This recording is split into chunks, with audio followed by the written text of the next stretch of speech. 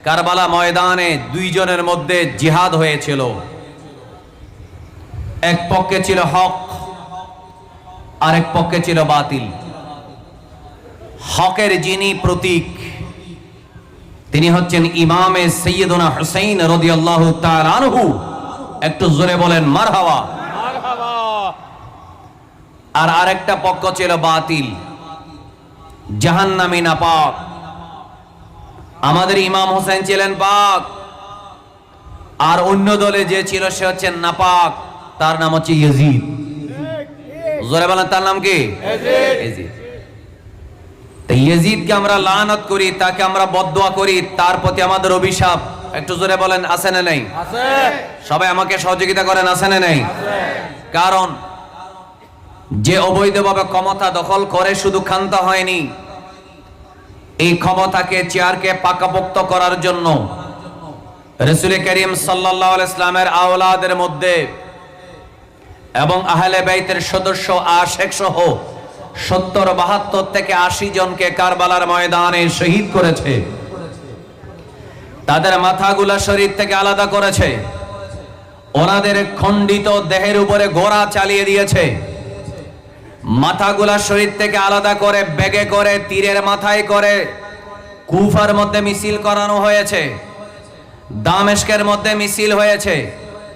শুধু তা না, কারবালার ঘটনার আগে মুসলিম বীর আকিল এবং তার 2 সন্তানকে শহীদ করা হলো।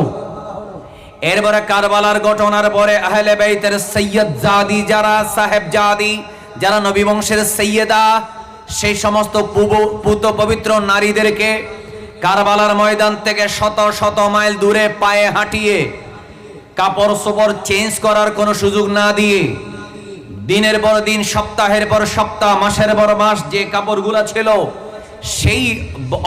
সেই বস্ত্রে তাদেরকে হাঁটিয়ে প্রথমে নেওয়া হলো কুফায়, এরপরে নেওয়া হলো দামেস্কে, এরপরে তাদেরকে পাঠানো হলো মদিনায়।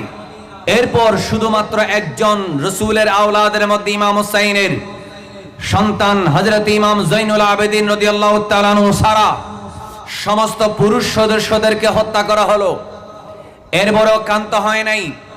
এর 1 বছর অথবা 2 বছর পরে ইয়াউমুল হাররা ইয়াজিদ বাহিনী মক্কায় সৈন্যবাহিনী পাঠালো, মদিনা মুনাওয়ারায় সেনাবাহিনী পাঠালো। মক্কার পাহাড়ের উপর থেকে মিনজানিক পাথর দিয়ে কামানের মতো গোলা মারানো হলো। খানায়ে কাবার দেওয়ালের মধ্যে সেই পাথর গিয়ে লাগলো। কাবার শরীফের গিলাফের মধ্যে আগুন দেওয়া হলো। মদিনা মুনাওয়ারায় প্রায় 700 জন রাসূল করিম সাল্লাল্লাহু আলাইহি ওয়াসাল্লামের লিস্টেড নাম জানা শোনা সাহাবীকে জলজন্ত জবে করা হলো। নাম না জানা গোলাম, নারী, শিশু, বৃদ্ধ সহ আরো 10,000 মানুষকে নির্মমভাবে মদিনা মুনাওয়ারায় হত্যা করা হলো। 1000 নারী স্বামী ছাড়া, ইয়াজিদ বাহিনীর ধর্ষণের কারণে স্বামী ছাড়া গর্ভবতী হলো। একটু চিৎকার দিয়ে বলেন নাউজুবিল্লাহ। জোরে বলেন, সেই ইয়াজিদের উপরে কি রহমত না লানত? আরেকবার বলতে হবে, রহমত না লানত?